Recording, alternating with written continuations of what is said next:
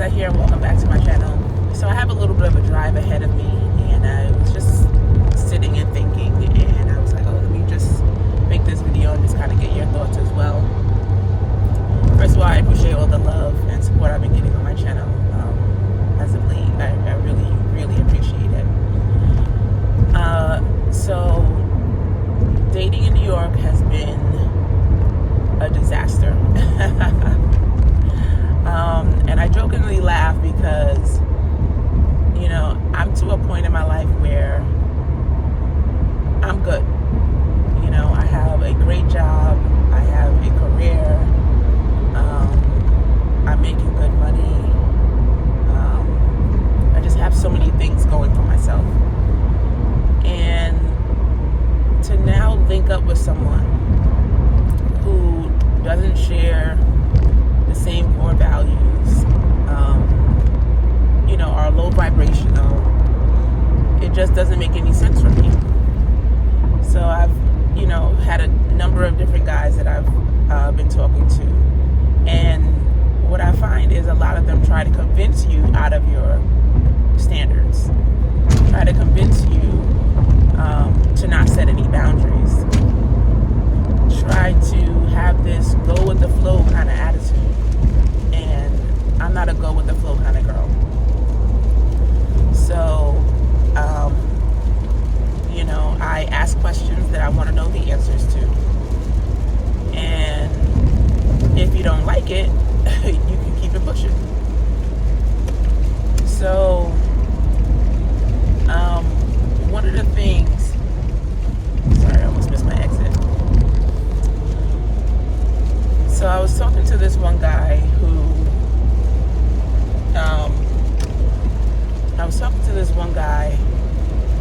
and he had revealed that he had a 6-month-old. And I was like, and he had previously told me that he hadn't been in a relationship in 2 years. So in my mind, I'm like, well, then how the hell do you have a 6-month-old? Like, but of course for men, they could just be having sex with people and not think anything of it. So I said to him, I'm sorry, I don't date anybody that has young kids. And his response was, well, you have a young kid. And I said, yes, I do have a young child, but this situation reminds me of my old situation, and I prefer not to entertain anything that is a resemblance of my old situation. Of course, he's offended and he didn't get it, you know. And I said to him, I'm like, first of all, you told me you weren't in a relationship. You haven't been in a relationship in 2 years. And now you have a 6-month-old. And on top of that, you have another 3-year-old somewhere else. So these are all red flags that you're showing me. And I don't have to go down this road. And it was, you know, we hadn't been talking for very long. I'm glad that he disclosed, you know, these things early on, but it's just like, why are you in the streets? Why are you even dating at this point? Get your stuff together. Figure out what it is that you want, you know, for your life, because this ain't it. You're going to have 2 women that's about to put you on child support. And then how do you build with the next woman? You looking for struggle love? And black men, and it's not all black men. I do want to preface this next statement with, I do understand it's not all black men, but it's damn near a lot of y'all. You know, all you guys have to offer black women is struggle love. And we are not here for it anymore. We would much rather be alone than be in struggle love. You know? So the reason why I don't date men that have young kids is because it tells me everything I need to know about you. You lack morals, you lack character. When the situation gets tough, you're gonna walk away because your idea of what it means to be in a relationship means you have a woman who is worshiping the ground that you walk on. And for many black women that have standards, that have boundaries, that have self-esteem, we are unwilling to do that. care of our families doesn't mean that we are not looking for husbands or, partners to grow old with. We want those things, but we want reciprocity as well. We want to make sure that the person that we're with is showing up as a fully functioning adult and not a child. And some of you guys are like stuck as 12-year-olds, only thinking with one part of your body. And if I'm going to be 100% honest with you, like, that's not enough. The D is not enough. You got to come with some more stuff. You got to come with more than paying the light bill, like Tyler Perry is asking black women to accept. You don't have to accept that. We have great lives without you. So why do we have to accept you paying a light bill? Why do we have to come to relationships and accept crumbs? Because you guys think that we're undesirable? Because you guys think that we're not good enough? No. So at this point in my life, I have decided to decenter men from my life because the headache is not worth it. It's just not worth it. And you guys are looking for servants. You guys are looking for someone who's going to give their all and take care of you so that you can still continuously treat them like trash. You want all those things despite you treating black women like trash. So it's like, in what world do men get to treat women this way and women should just stay and take it? Black women should just stay and take it. No, we're not going to just stay and take it. So I just find it, I just find the dating scene very interesting because I am not afraid to walk away. A lot of times for women, we put up with stuff because our clock is ticking. We want children. We think our life is not complete unless we have a man. These are all different women. These are all different reasons why women decide to stay in foolish relationships, in toxic relationships. And I'm just to a point in my life where it's just like, you know what, God? I've prayed, I've asked, I've fasted, I've done all the things, and I've just gotten to a point of where it's just like, I'm good. I'm going to continue to stack my paper. I'm going to continue to travel. I'm going to continue to build up my 401k. I'm going to continue to build up my son's college fund. I'm going to continue to,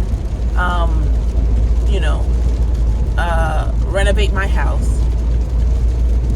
I'm going to continue to do all the things that I want to do for my life, whether I have a man or not. Because we're tired. Because I'm tired. So as I'm taking this drive, those are some of the thoughts that kind of popped into my mind. I was talking to one guy, and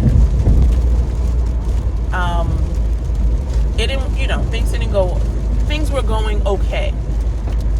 I found myself, one of my cousins had asked, she was like, do you find him attractive? Do you, what is it? I was like, well, he's generous. I couldn't even bring myself to say that I found the person attractive. It's almost like he's nice. I was looking for reasons why I should continue to stay and foster this relationship. And we were having some challenges as far as communication goes. And his excuse was, oh, I'm not a phone person. I don't talk on the phone. Meanwhile, when we hang out, you on the phone. So what is signaled to me is you have other things going on, which is fine. That's your business. But don't lie to me and say you're not a phone person. Like, you can't build a relationship with someone if you're talking to them 2 or 3 minutes on the phone. So if you're asking me to respect your boundary of you're not a phone person, then I gotta respect my boundary of I want to get to know the person that I'm talking to. And if I can't get you on the phone, if I can't talk with you, if we're not seeing each other regularly, then we're out of bounds of my boundaries. So I decided to walk away. I had walked away the first time because of this very reason that I just described to you. You came back and was like, hey, I'll do better, blah, blah, blah. And you came back and you did the same thing. And you're still expecting me to say, this is what I'm saying, that these men don't respect your boundaries. You put these things out there and they push and they push and they push. And it's like, dude, I could be talking to someone else who wants to give me their time. You clearly don't want to give me your time, and that's okay. But then fall all the way back. I'm not checking for you like that. So I decided to end that. And I'm real good with the blocking. I'll end something and I'm gonna just block you. I don't have time to be going back and forth. I let you spin the block the first time, but we're not about to do that again. So yeah, and then I just feel like they do a lot of men, not all, because I know people are gonna be in their feelings and get in the comment section. Not all men do. Okay, shut up. All right, we know not all, but majority do this. It's like men want to do the bare minimum and expect for you to now completely give up your body. Why? Why am I giving up my body for a bare minimum behavior? For someone who's not even showing that you want to be here. For someone who's not even showing that you're looking for something long term. And I don't hide the fact that I want to be married. I would love to have more kids. So it's like you put your stuff out there, I put my stuff out there. So what's the problem? And in my mind, it's not that hard for two people who really want to connect and really want to build for you guys to do that. But you guys are making all these excuses as to why you can't do that. If you're scared of commitment, don't get into relationships. Just say you're looking for one night stands and move on. But that's not they know the reason why they don't do that is because they know it's not gonna yield the results that they want, which is to sleep with you. So anyway, this video is getting a little long, but all I'm saying is I've made the decision to decenter men out of my life. And I've gone this long. I've gone years without support, without a man, without a relationship.